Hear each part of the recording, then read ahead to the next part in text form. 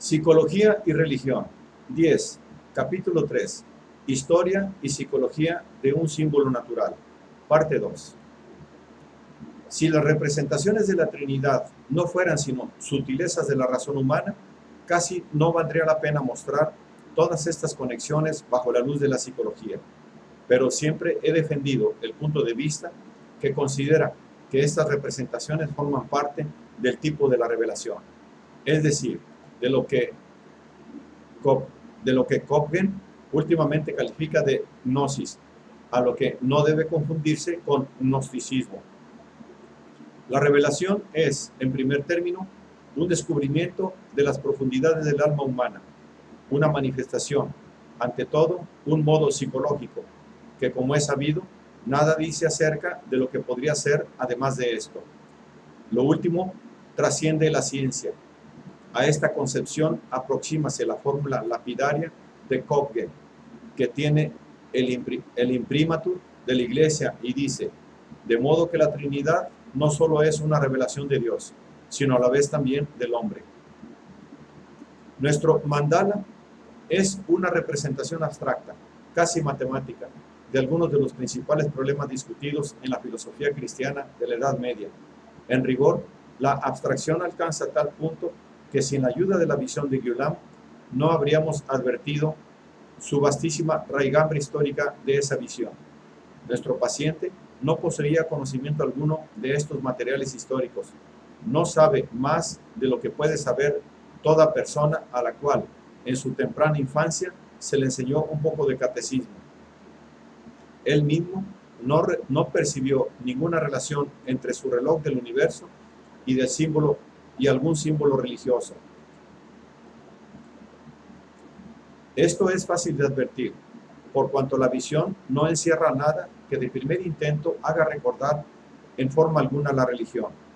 Pero su visión sobrevino un poco después del sueño que se ocupaba de la casa de la meditación, y este sueño a su vez constituyó la respuesta al problema del 3 y del 4, representado en un sueño aún anterior. Allí se refería a un ambiente cuadrangular a cuyos lados hallábanse 4 vasos llenos de agua coloreada, una amarilla, otra roja, la tercera verde y la cuarta no tenía color. Faltaba evidentemente el azul, pero en una visión previa, este se hallaba combinado con los colores restantes, cuando, en la profundidad de una cueva, apareció un oso. El animal poseía 4 ojos que irradiaban luz roja, amarilla, verde y azul. El azul había desaparecido extrañamente en el sueño ulterior. Al mismo tiempo, el cuadrado de costumbre se transformó en un rectángulo, que antes jamás se había presentado. La causa de esa evidente alteración fue una resistencia contra el elemento femenino representado por el ánima. En el sueño de la casa de la meditación, la voz afirma este hecho. Dice: lo que haces es peligroso. La religión no es el impuesto que debes pagar a fin de que te sea posible prescindir de la imagen de la mujer, pues esta imagen es imprescindible. La imagen de la mujer es exactamente lo que llamaríamos ánima.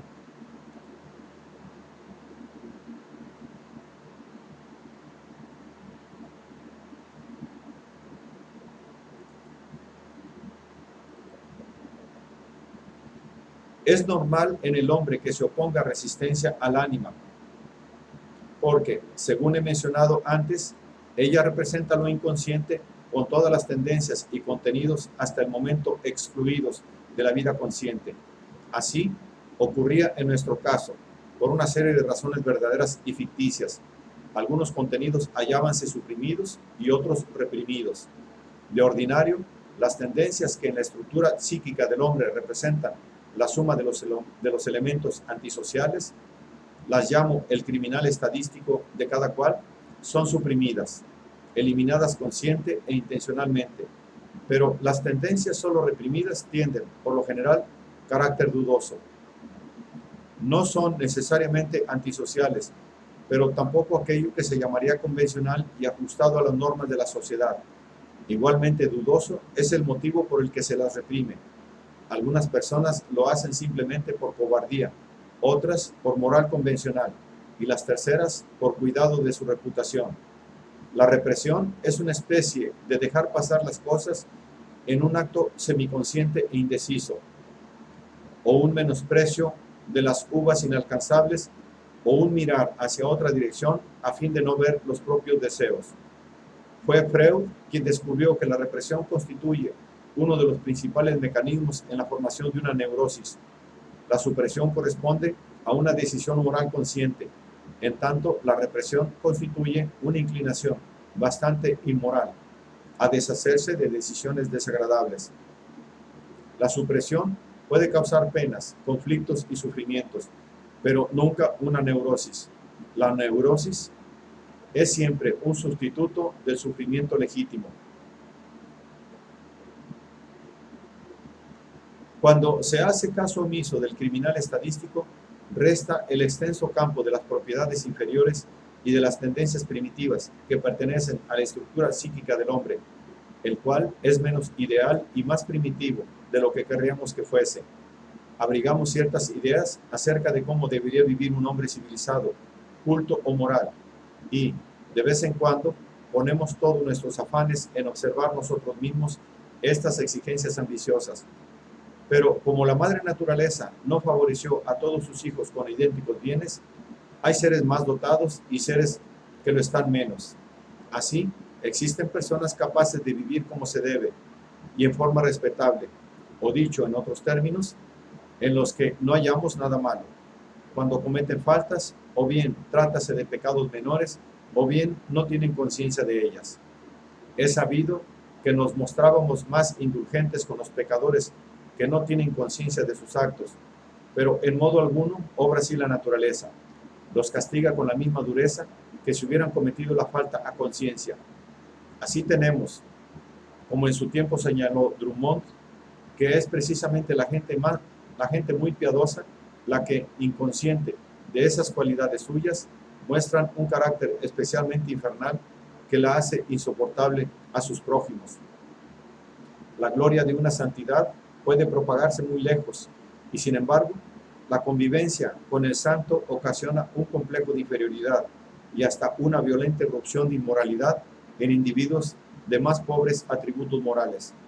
La moral parece un don igualable en este respecto con la inteligencia. No es posible inculcarla sin perjuicio de un sistema al que no le es congénita. Es, por desgracia, innegable que, considerado en forma total, el hombre es menos bueno de lo que se figura o desea ser. A todo individuo síguele una sombra, y cuanto menos se halle esta materializada en su vida consciente, tanto más oscura y densa será. El que es consciente de una inferioridad tiene siempre la posibilidad de corregirla. Esta inferioridad encuéntrase también en continuo contacto con otros intereses, de modo que siempre se halla sometida a modificaciones. Pero si se encuentra reprimida y aislada de la conciencia, nunca es corregida. Además, existe el riesgo de que, en un momento de descuido, lo reprimido estalle súbitamente. De todos modos, constituye un obstáculo inconsciente que hace fracasar los empeños mejor intencionados. Con nosotros llevamos nuestro pasado, es decir, al hombre primitivo e inferior, con sus apetitos y emociones, y tan solo nos es dable librarnos de este peso mediante un esfuerzo enorme. En los casos de neurosis, enfrentamos siempre una sombra considerablemente aumentada, y si se quiere curarla, antes habrá que encontrar un lugar donde la personalidad consciente y la sombra puedan convivir. Constituye este un serio problema para todo el que se halle en tal desagradable situación, o deba auxiliar a los enfermos a retornar a la vida normal. La mera supresión de la sombra no es remedio alguno, como tampoco lo es la decapitación en caso de dolor de cabeza. Tampoco sirve de ayuda la destrucción de la moral de un hombre, porque ello antes mataría a su sí mismo, sin el cual ni la sombra tiene sentido. La reconciliación de estos contrastes es uno de los más importantes problemas que, inclusive en la antigüedad, ocupó a ciertos espíritus. Así sabemos que una, o por lo menos legendaria personalidad del siglo II, Carpócrates, filósofo neoplatónico, cuya escuela, según el relato de Irineo, defendió la doctrina de que el bien y el mal no son sino meras opiniones humanas, y que por lo contrario, antes de la muerte, las almas debían conocer hasta las heces todo lo humanamente experimentable, a no ser que quisieran volver a caer en la prisión del cuerpo. El alma, por así decirlo, podría redimirse de su arresto en el mundo somático del demiurgo únicamente mediante la perfecta satisfacción de todas las exigencias vitales. La existencia corpórea, tal como se da, es una suerte de hermano hostil, cuyas condiciones deben observarse en primer lugar. Los carpocracianos interpretaron en este sentido a San Lucas 12, 58 y siguientes. Pues cuando ves al magistrado con tu adversario, procura en el camino librarte de él, no sea que te arrastre al juez, y el juez te entregue al alguacil, y el alguacil te mete en la cárcel. Te digo que no saldrás de allá hasta que hayas pagado hasta el último maravedí. En conexión con otra doctrina de los gnósticos, según la cual nadie puede ser salvado de un pecado no cometido, advertimos aquí, no importa que esté oscurecido por el antagonismo cristiano, un problema de alcance sumo, planteado por los filósofos neoplatónicos. En la medida en que el hombre está somáticamente comprometido, el adversario no es otra cosa que el otro dentro de mí. Es evidente que el pensar de los carpocracianos remata en el siguiente mensaje de Mateo 5:22 y siguientes. Pero yo os digo que cualquiera que se enojare consigo mismo será culpable del juicio, y cualquiera que dijere a sí mismo necio será culpado del consejo, y cualquiera que dijere fatuum será culpado del infierno del fuego. Por tanto, si trajeres tu presente al altar, y ahí te acordares de que tienes algo contra ti mismo, deje ahí tu presente delante del altar y vete. Vuelve primero en amistad contigo mismo, y entonces ven y ofrece tu presente. Concíliate contigo mismo presto, entre tanto que estás con él en el camino, porque no acontezca que tú mismo te entregues al juez, etc. No dista mucho de este conjunto de problemas la palabra no canónica del Señor. Cuando tú sabes qué es lo que haces, bienaventurado eres, pero cuando no sabes qué es lo que haces, condenado eres. Y muy próximo se halla el símil del administrador injusto, Lucas 26, que desde varios aspectos constituye una piedra de escándalo.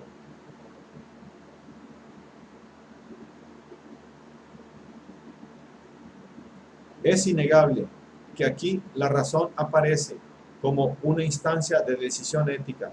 Es posible que en contra de Ireneo se les conceda a los carpocracianos esta comprensión, suponiendo que también ellos, a semejanza del administrador injusto, meritoriamente sabían salvar las apariencias.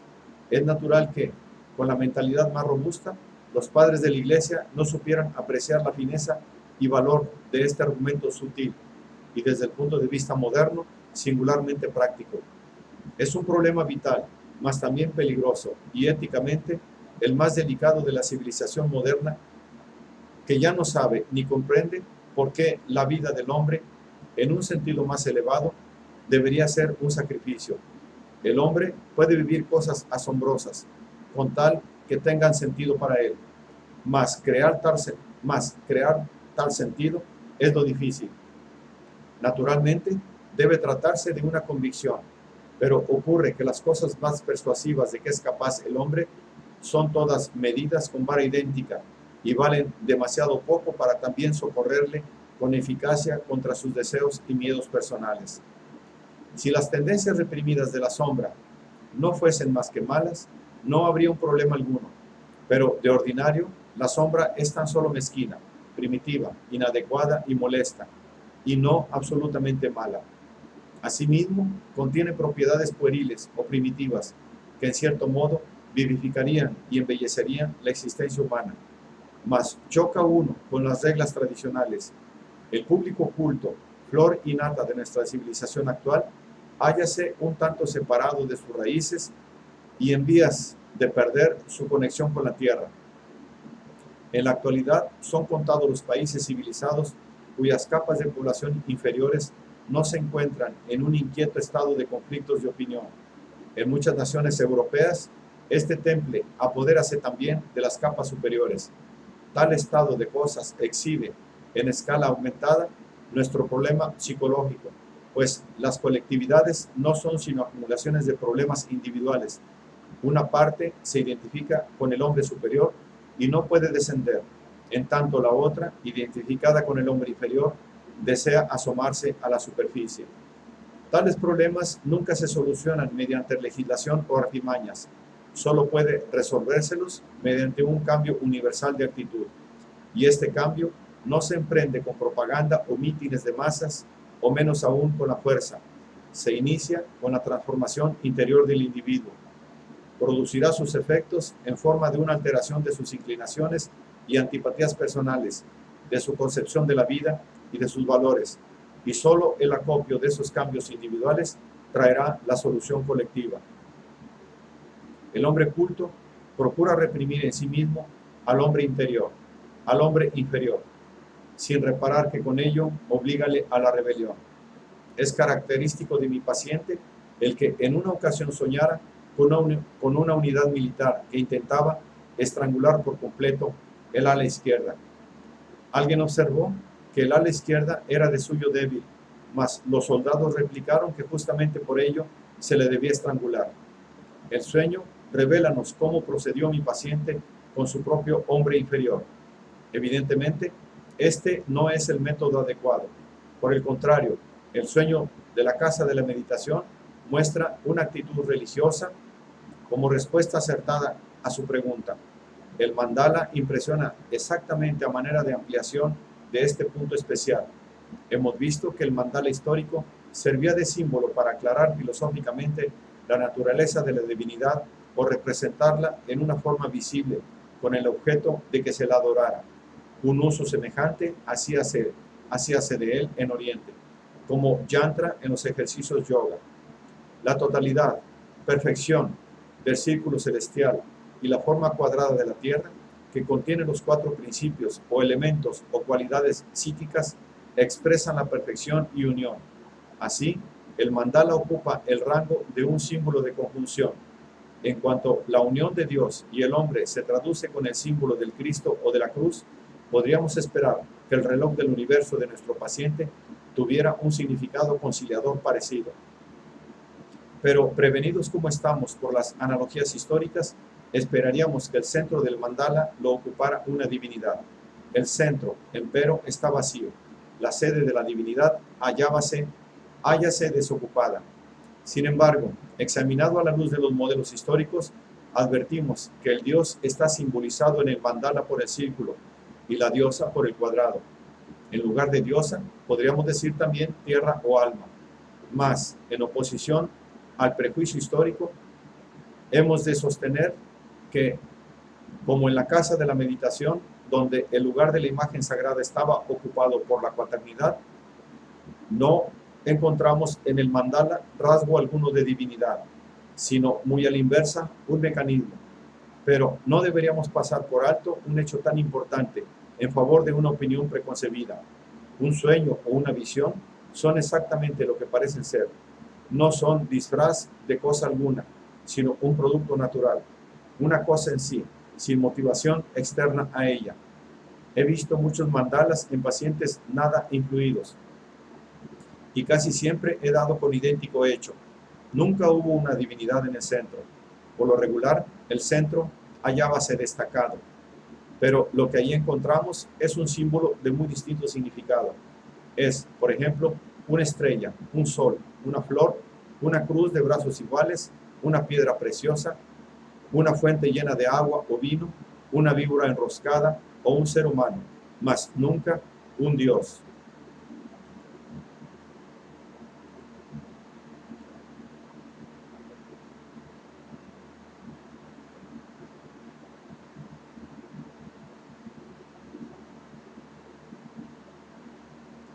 Si en el rosetón de una iglesia encontramos a un Cristo triunfante, supondremos con razón que este debe ser un símbolo central del culto cristiano.